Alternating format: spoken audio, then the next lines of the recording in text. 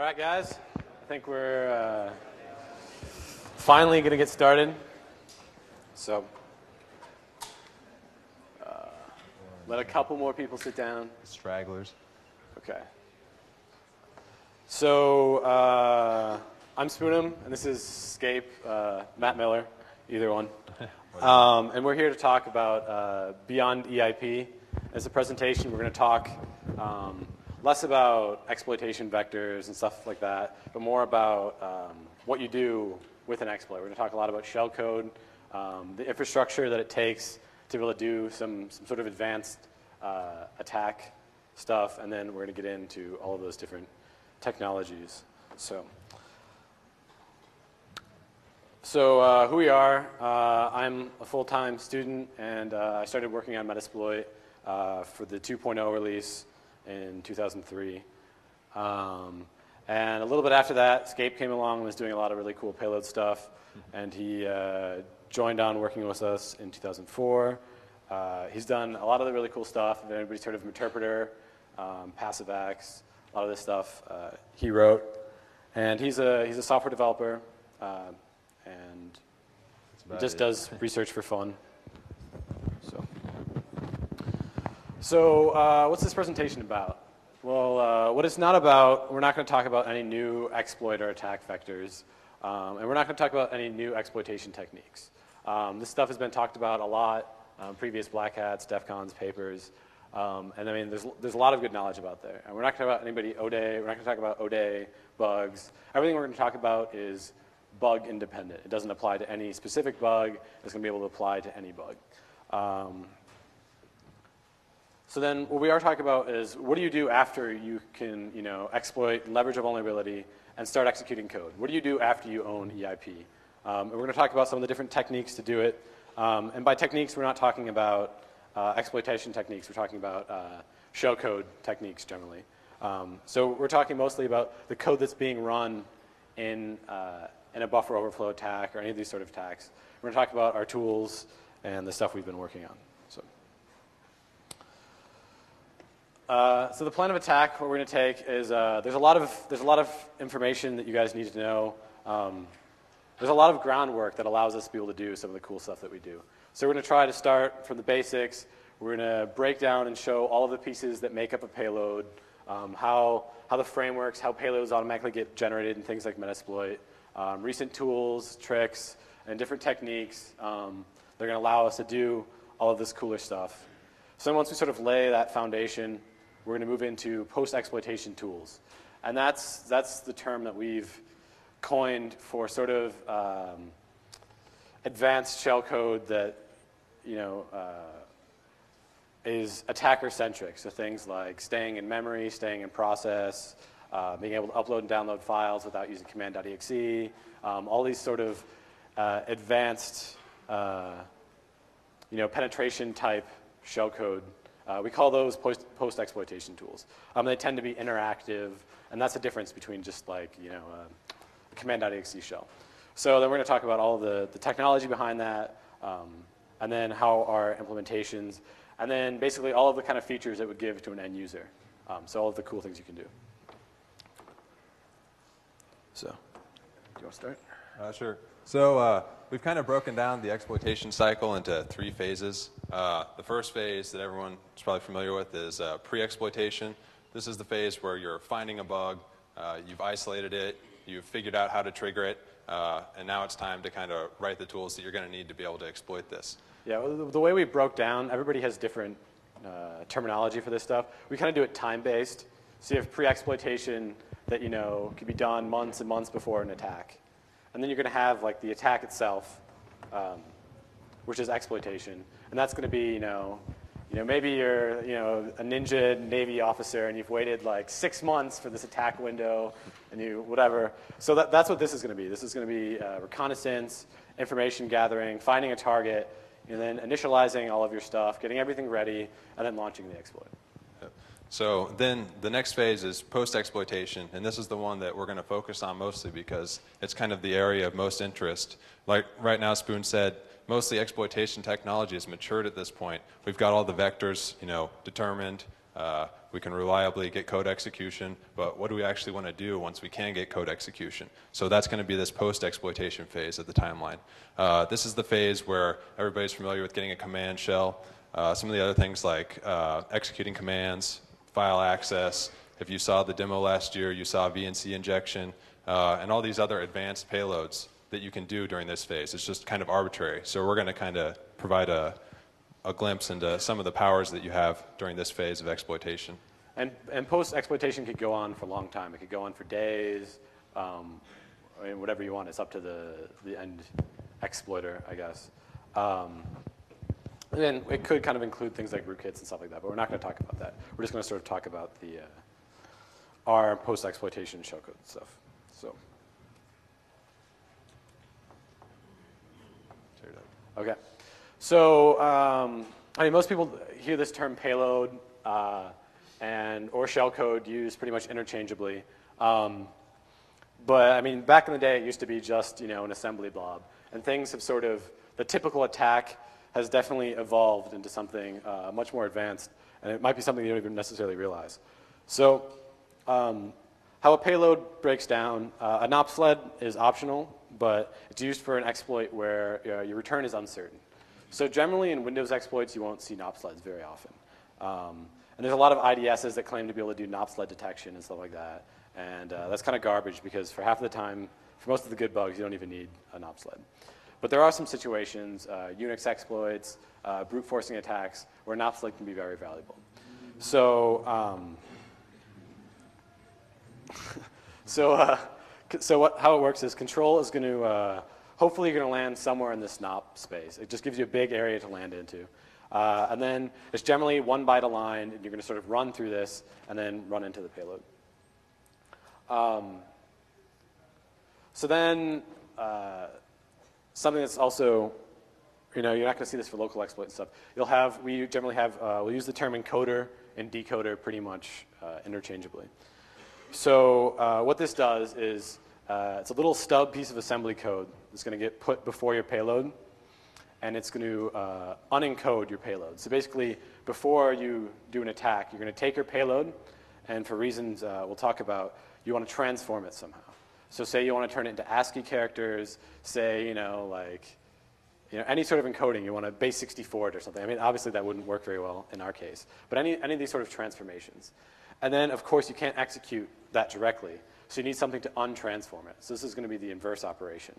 And that's just this little piece of assembly code that's going to get stuck before that. So that's the decoder. And then the encoded payload you see in parentheses, that's going to be your end payload, your command shell, whatever that is. And that's going to be encoded when it's sent over the wire. So the payload, this is just our arbitrary code. This is typically, in the generic sense, it provides a command shell. But the stuff we try to do is a lot more advanced than that. So like I said, a NOP sled is going to be a series of bytes that equate to no operations. So basically, when you don't know where you can return into an exploit, you don't know an exact address, but you can kind of get an idea. What a NOP sled allows you to do is it allows you to give a very big surface area to land. So you can say, all right, I'm going to try to put like 1K of NOPs. And then I have a feeling I can guess the address within that 1K. So then you're going to land, you could land at the beginning, in the middle, at the end, anywhere in this. And then all it's supposed to do is just be instructions that don't do anything harmful. And then they just run, and then you land into your payload. So it's sort of that's why it's called the sled. It's just you're hitting it, and then you're sliding in to your payload. So a client's just going to build a NOP sled, and it's going to be appended to the payload. And then it's just going to transmit that entire thing. So you're going to have the payload, and then you're going to have this big sled out front. So then the target is going to execute all, some, or none of the NOP instructions. Just depends where you return, and the idea is that you have this big range that you can hit. So instead of having to guess, an address to the byte, now you can guess an address to the, 1K, which is, a lot more predictable. So then the execution just falls through to the payload. So not all vulnerabilities have predictable return addresses. Pretty much all Unix brute forcing exploits can take very good use of an op sled. So it can improve the exploit quality. At the same time, it can it can be bad too, because a lot of people will try to signature on NOP sleds. So on one hand, it can improve the quality of your exploit. On the other hand, it can sort of decrease your stealthiness. You're going to have to send a bigger request to have all these NOP sleds in, and it may be something that's predictable. So, but one thing that having a big NOP sled does is it allows you to brute force in bigger increments. So if you've ever seen a brute force exploit, it'll run us like trying this address, trying this address plus 4, trying whatever. So the bigger the NOP sled, the bigger these address jumps you can take. So, if you have a small NOP sled, maybe it'll take 20 attempts before you find the address. But if you have a big NOP sled, maybe you can do it in 1 or 2 attempts. So it's kind of like this trade-off of all of those different things. It's stealthy and at the same time less stealthy, because it's stealthier because now you're making less requests, but it's also bigger requests. So this is stuff that if you guys ever want to do, some sort of advanced attacking, this is stuff that would be important to understand who you're attacking, and then what sort of qualities you find most important in your attack. That would be kind of during the exploitation phase, during your reconnaissance. You'd kind of figure out would it be best to use a larger NOP sled or a smaller NOP sled, just based on the situation. Yeah, knowing what kind of defensive mechanisms they have, what kind of people watch their network. Some tools will be very specific to seeing noisy traffic, so lots of connections or something like that, where, and it also depends on, depends on a lot of different things. So existing NOP sled technology, everybody knows OX90, and that's used a lot, even in Core Impact and Canvas, both still use OX90 sleds a lot. So that's very signaturable. ADM Mutate came out a while ago, and they had a single byte x86 NOP generator. And that would use different 1-byte opcodes. So OX90 is just a no operation. But there's other things, setting flags, clearing flags, things that aren't really going to, they do something, but they aren't going to do something that's going to affect the execution. So what we want in a no operation instruction is we want something that's not going to cause harm. It's not going to crash the machine. It's not going to modify any memory state, anything we want to save. So we could do things like, add a number, decrement a number, add a number, decrement a number. If it's something we don't care about. So Metasploit technology, we're not going to really talk about this, but we have something called OptiNOP2, which is a multi-byte NOP sled generator. So instead of just having 1-byte opcodes, it allows you to have between 1 and 6-byte opcodes and prefixes and stuff like this. So it makes detecting NOP sleds a lot harder, because none of the existing, some people wrote some tools that would detect ADM Mutate sleds and stuff like that. And this is really makes things a lot more difficult. Yeah, just throw it out there. Spoon actually presented at Recon, and his slides talk about OptiNOP2 in quite a bit more detail. So if you're curious about how it works, you can check that out.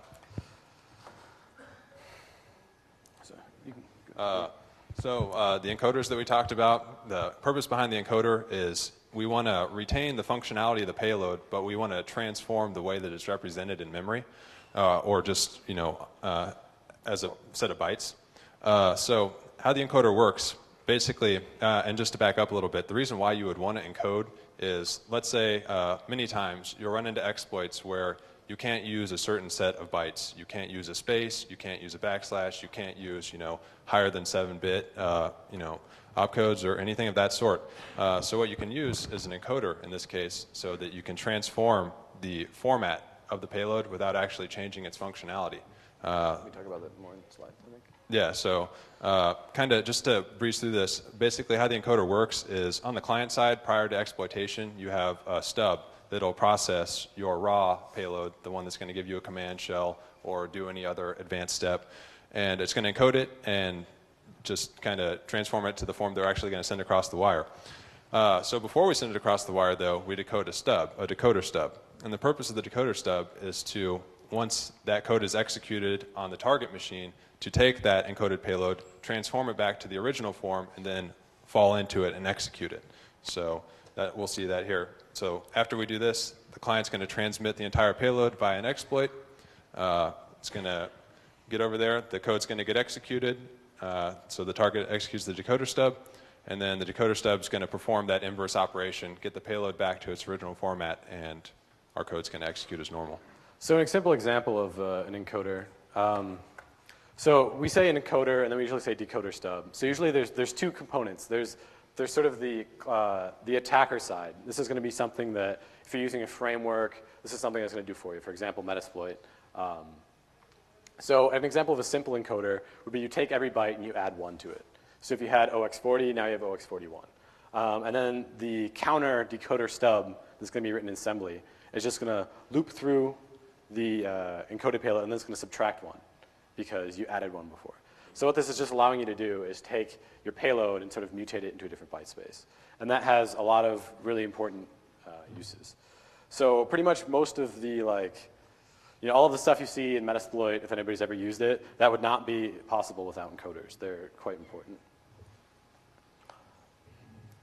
So yeah, just as we were saying, the purpose of the encoders, what's so cool about them is that now you can avoid those restricted characters in your payload. You don't have to worry about having a null byte in your payload. Yes, having a decoder stub prefixed in front of the payload is going to make it a little bit bigger, but oftentimes that's negligible, so you don't need to worry about it. So that's one of the big bonuses.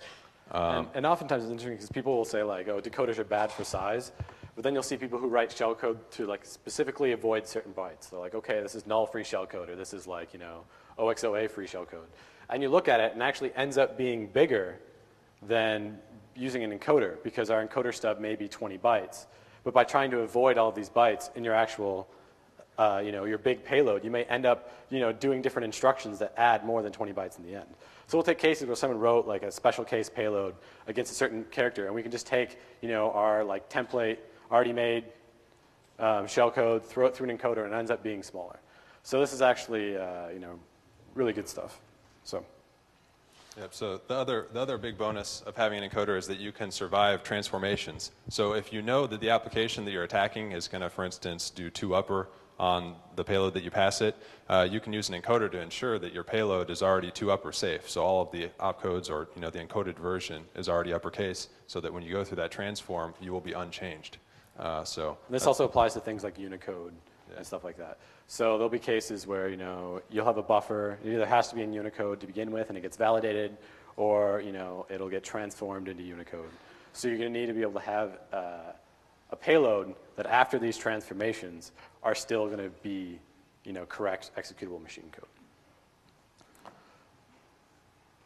So as a cool sort of side effect, encoders were actually written for very practical reasons. They weren't written for IDS evasion. They were written so we could avoid certain bad characters.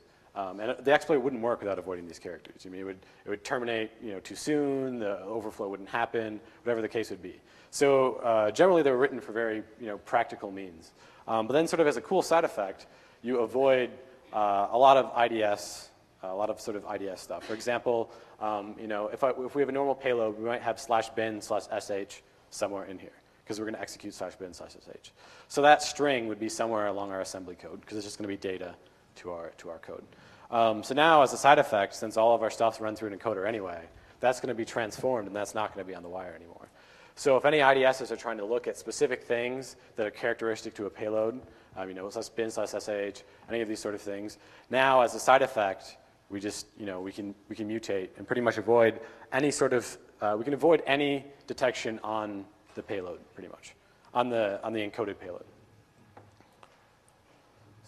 So just kind of give some background on encoder stuff.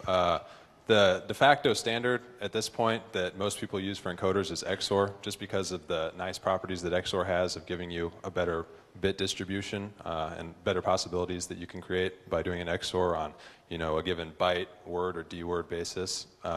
So basically, just for those who aren't familiar with XOR, we're not going to cover it, but basically the purpose of this is you have your payload separated into different blocks. It's either a byte, 2 bytes, 4 bytes, whatever the case may be. And what you do is you have a key that's either static or variable that you go through, just loop through every block in the payload and XORing it with that key to generate the encoded version of the payload.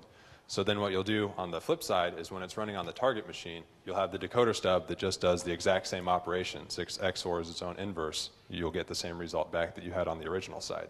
So that's one of the nice reasons that XOR is used, just because of that property of XOR. And in a framework like Metasploit, not only is the encoded payload being dynamically generated, but also the counter decoder stub is also being dynamically generated. So for example, you just give us a payload, and you're going to say, I want to encode it. And then we're going to look, and you say, I want to encode it, and I want to avoid all of these characters. I want to avoid null, I want to avoid OXOA. And then we have some systems that are going to look through, and we're going to determine a key that when your buffer is XORed will avoid all of these characters. So if you say, I want to avoid this big list, we go through and we find a key that when the data is XORed, it will avoid those characters. So we mutate this, and then we build the decoder stub, and we put that XOR key that we just found in that stub, and we put the two together. So some other encoder technologies that exist, and in fact are in Metasploit. Well, Rix wrote a good alphanumeric paper in Frac 57 talking about how to sort of do exactly what we're doing except staying in an alphanumeric range, which is pretty hard because you're really limited to the assembly instructions you can use. So that's definitely an advantage of using an encoder to try to change the whole payload, is that an encoder you can just write once, and you can try to make it as small as possible, and then that's it. So so then Rix wrote this paper, and then Skyland came back and did a very good, he sort of improved on a lot of different people's techniques, and wrote a very good implementation of an x86 ASCII and Unicode encoder.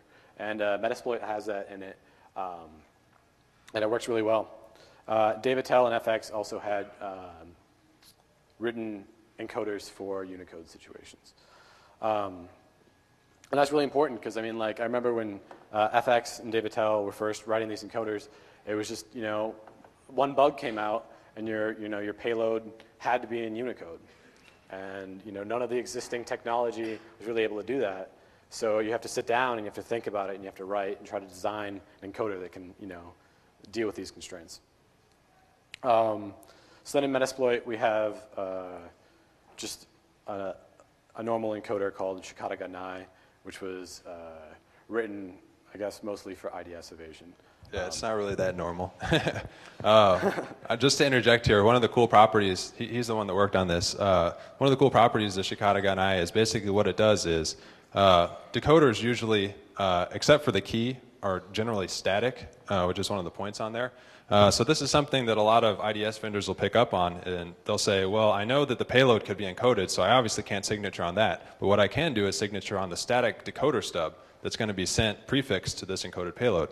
So what Spoonum did is he went and wrote an encoder that basically has just the instructions are set up such that they can be moved around or substituted with other instructions of the same length. And he just built some block-based dependencies and things of that sort. So what he can do is, at runtime, he can build a decoder stub on the fly that is functionally equivalent to any other of the decoder stubs that he's going to use, but totally different in format. So you end up with something that is going to be very challenging for IDS people to signature. So that's the cool property of. And it's also pretty useful for functional reasons, because one of the problems, we keep on talking about avoiding bad characters, which is very important. So what happens when the encoder you're using is a static encoder, it has a bad character? Well, then you have a problem, you can't use that encoder. So that's one of sort of the nice things also about Shikata Ganai, is it was sort of designed to be, to try to be able to generate lots of different combinations with different byte sequences and stuff like that. So you can actually tell Shikata Ganai that I'm trying to avoid, this character. And maybe it would have had it if it was static, but this way, when it generates itself, it tries to look and say, like, okay, I have these 4 possibilities. Well, let's remove any of the possibilities that have a bad character. And now I'm going to pick one that doesn't. If you're curious about that, that's also in his recon slides, so you can check those out. We've talked more about the details of this stuff in other presentations. So we won't try to talk about it too much. We'll try to lead into the what's built upon this sort of stuff. So kind of here, the big question is, what is a payload? And this is something we've already kind of answered, but basically it's going to be the arbitrary code that we execute that does some undefined task. It's totally arbitrary, whatever it's going to do, whatever we can fit into the exploit in this situation. So how a payload works, this is pretty simple. The client prepares the payload for execution. What that could entail is basically you may need to embed the command string, or you may need to embed target IP address and port if it's going to connect back to you, for instance, to give you a command shell. So that stuff needs to be substituted prior to being transmitted to the other side. After that happens, the client's going to transmit it to the target. That code's going to get executed, and then you'll get your arbitrary, whatever it is, whatever your payload's going to be doing. So does anybody have any questions on any of this stuff yet? Are we going too slow or too fast? It's hard to judge where everybody is on the different scales of this sort of stuff. In what? The question was, what does Shikata Ganai stand for? It means like it is inevitable. There's no stopping it. Blah, blah, blah. So it's like you're screwed in Japanese. So yeah.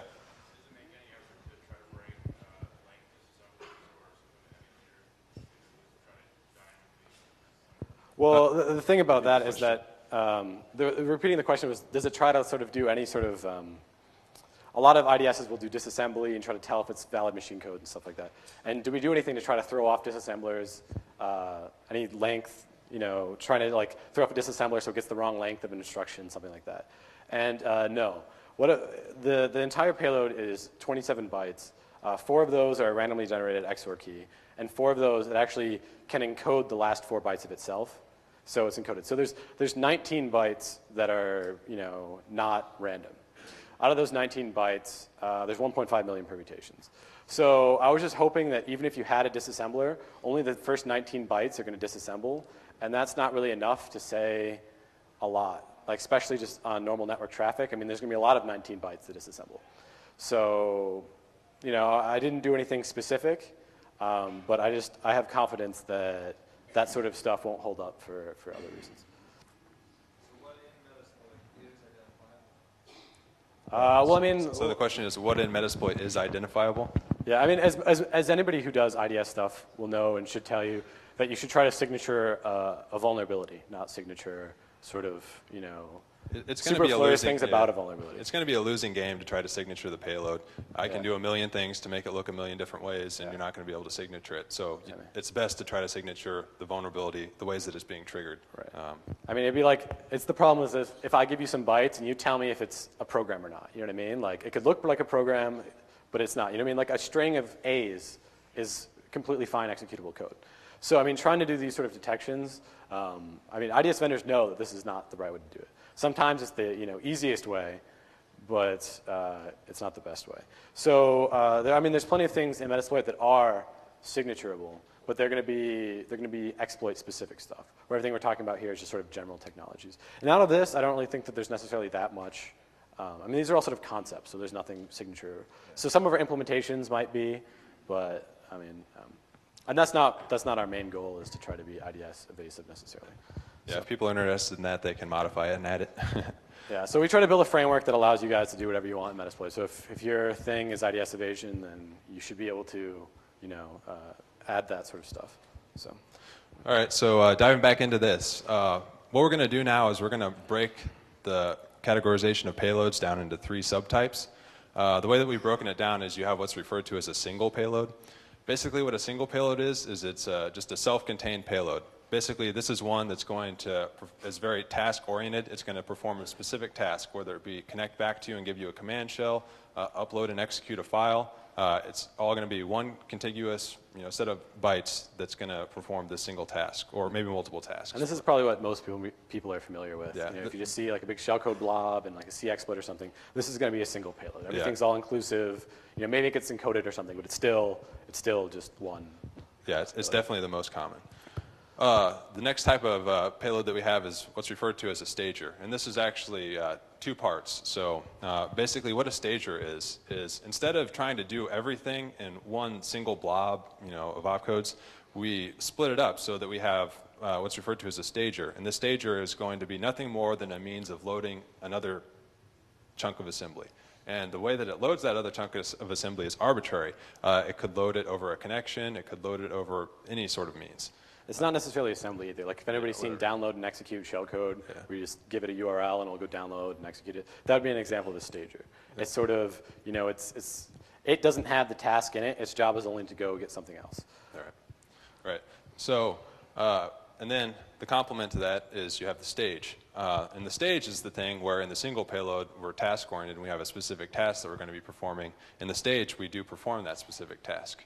So, for instance, the nice thing about this is the way that it's set up is the stager, if it does establish a connection, it's going to pass that connection to the stage so that the stage can reuse it, use that for socket I/O, talking back to the client for whatever it needs to do. So if it's redirecting command shell back to the client, it'll use that already established connection. It won't establish a new one on its own. So the stager, in order to read this more code that we're talking about, this stage, it needs to make some sort of communication back to us. Yeah. So that all that's allowing us to do is, since this communication is already established, we can just reuse it in the stage. So it's sort of abstracting the two things. Like we no longer have a bind command shell. We have a bind stager, and we have a command shell stage. And they know nothing about each other. This also helps reduce code duplication. So if you're writing a payload to do a command shell, and you want to be able to get that command shell over a port bind, reverse, find sock, whatever the case may be, you're going to be duplicating that code to create that command shell for each one of those payloads, even though your connection medium is different. So by separating the two, making the connection medium independent of the stage, you just reduce the amount of code duplication that you're going to have in the end. You just have one command shell stage that uses an arbitrary stager